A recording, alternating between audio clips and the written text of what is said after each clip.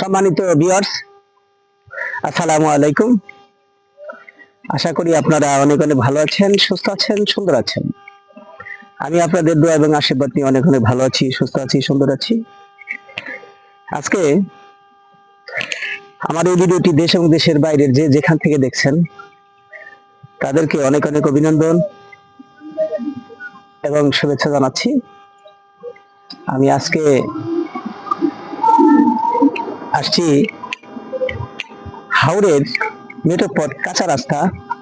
দেখেন জমির মালিকেরা সুন্দর করে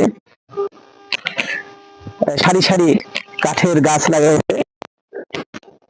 বাংলাদেশের অর্থনৈতিক অবস্থা অনেকটাই সংকটের মুখে।